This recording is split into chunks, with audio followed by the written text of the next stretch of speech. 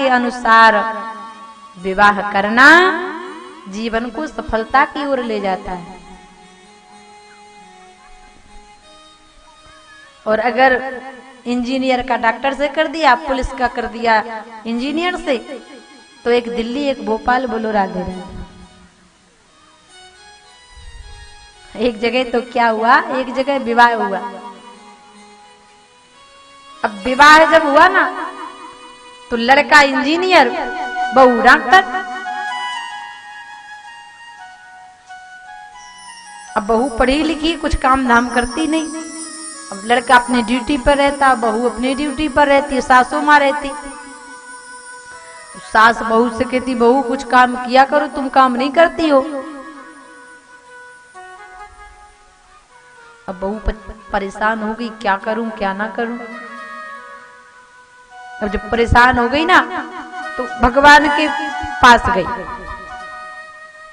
कहने लगी, हे प्रभु मेरी विनती सुन लेना। अब गोपाल जी के पास गई, 2 अगरबत्ती जलाई और प्रणाम करके कहने लगी, हे भगवान मेरी इतनी विनती सुन लेना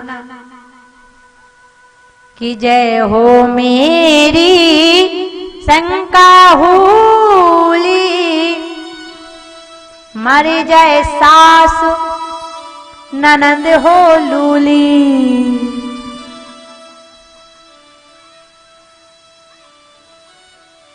सास रोज रोज काम के लिए कहती, तो बहू कहती कि सासू माँ से कौन झगड़ा करे, इससे अच्छा भगवान से कहो ना। क्यों? क्योंकि दुनिया कुछ नहीं देने वाली। ये दुनिया तुझे कुछ नहीं देने वाली। दुनिया कुछ देने वाले तो राम है ना।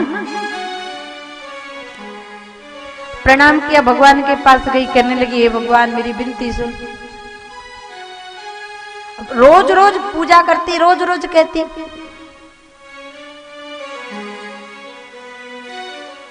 जय हो मेरी शंका हूली, मर जाए सास ननंद हो लूली।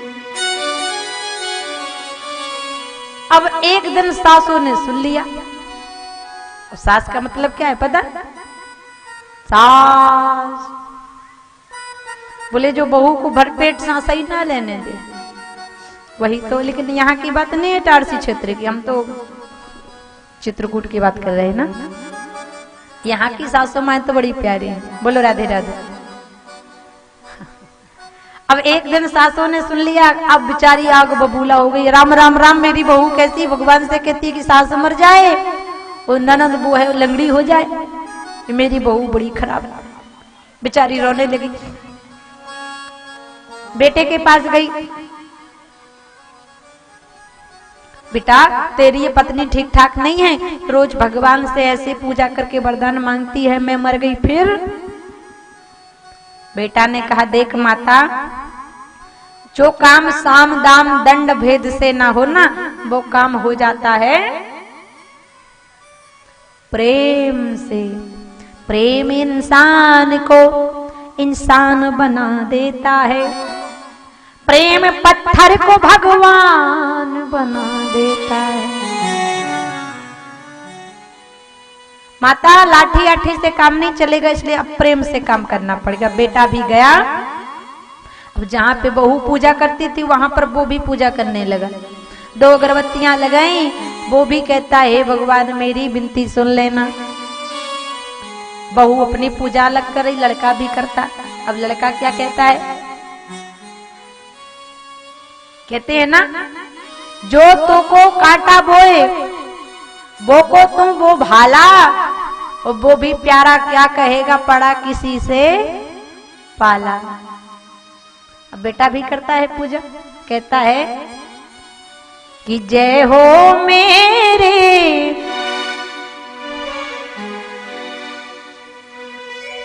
अब बेटा भी पूजा करता है, बहू को सुना कि जय हो मेरे अजिया झारे, मर जाए सास मरे दो सारे।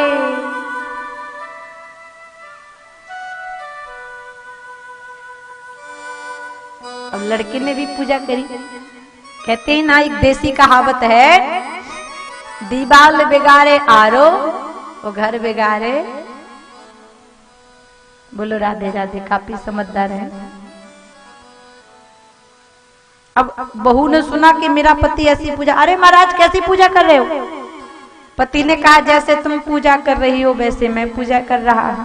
पत्नी ने कहा तो श्रीमान जी आज के बाद ना मैं ऐसी पूजा करूंगी ना आप ऐसी पूजा करना। बोलो राधे राधे।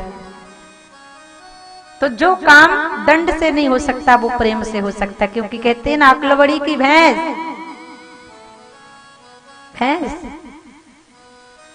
कहते हैं ना कि ज्ञानी मारत ज्ञान से सो रोम रोम विध जाय, वो मूरख मारे डेढ़ पार, सो फूटे खपड़ी आ जाए।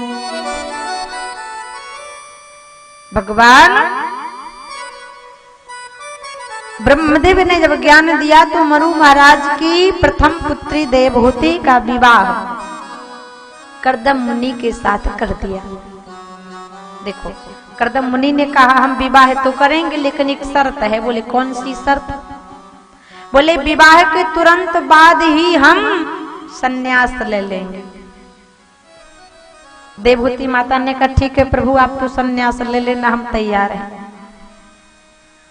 विवाह हुआ और महाराज समाधि में चले गए। कई हजार वर्षों तक समाधि में लीन रहे महाराज कर्दम, लेकिन माता देवहूति के चरित्र को देखो। पति की सेवा निस्वार्थ भाव से करती है माता देवहूति। पत्नियों का यही धर्म है। अगर पतिव्रत धर्म सीखना है ना तो माता देवहूति से सीखो। विवाह के तुरंत बाद ही महाराज संन्यास में चले गए, लेकिन माता देवहूति नित्य प्रतिदिन महाराज अपने पति की सेवा करती हैं कई हजार वर्षों तक। तो पतिव्रता स्त्री वही है। बोले कौन? संसार में कई प्रकार की पतिव्रता नारियां हैं ना, लेकिन सबसे बड़ी पतिव्रता स्त्री कौन है पता है? उत्तम के असवस मन माही, उस सपने आन पुरुष जग नहीं। बोले जागृत अवस्था तो ठीक, जिसके स्वप्न में भी कभी अपने पति को छोड़कर पराये के पति का दर्शन ना हो, वो सबसे बड़ी पतिव्रता नारी है। और दूसरी पतिव्रता स्त्री कौन है? बोले मध्यम पर पति देखूं कैसे, मध्यम पर पति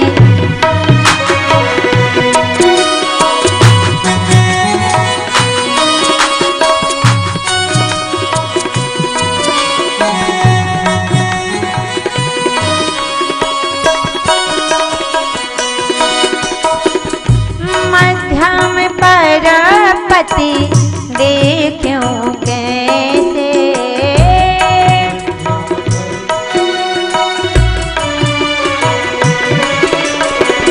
माता पिता या पुत्र निज जैसे,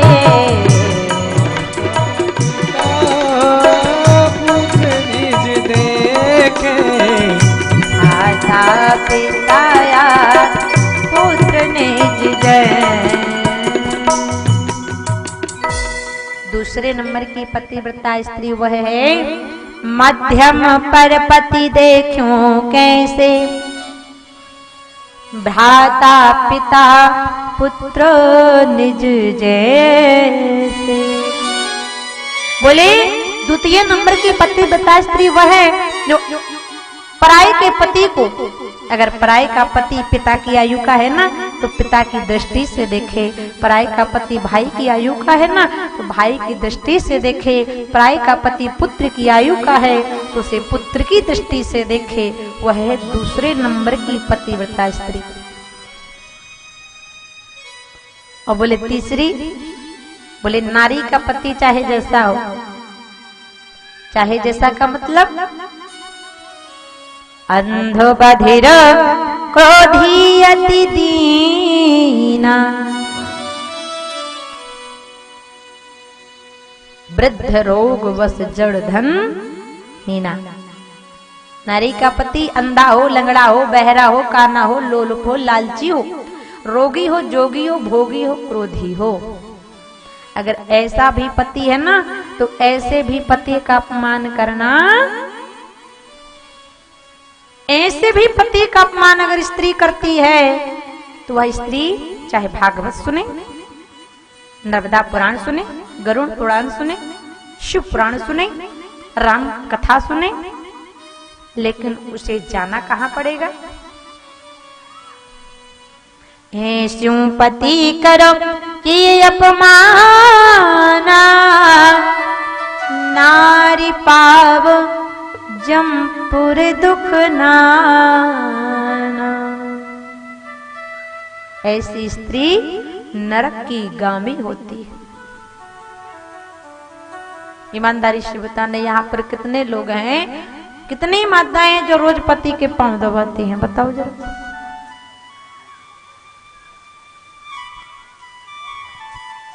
एक बात बताएं,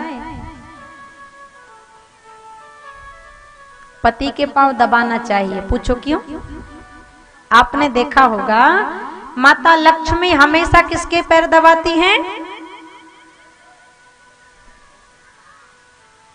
अगर नहीं भी दबाते हो ना तो आज के बाद दबाना चालू कर देना, क्योंकि मैं आपको फायदा बता रही हूं। आपने देखा होगा माता लक्ष्मी सदैव किसके चरण दबाती हैं? भगवान विष्णु के, नारायण के, इसलिए उनको धन की देवी कहा जाता है। अगर आपके घर में धन की कमी है, आपको धन चाहिए ना, तो आज के बाद पति के पांव दबाना प्रारंभ कर देना। क्यों? क्योंकि साइकोलॉजी कहता है, साइंटिफिक रीजन है, वैज्ञानिक तरीका है।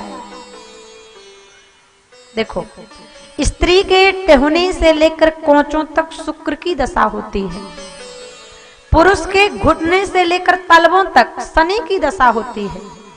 और जब स्त्री अपने पति के चरण दबाती है तो शुक्र और शनि की दशा आपस में मेल करती है, और शुक्र और शनि की दशा एक प्रकार का धन का योग बनाती है।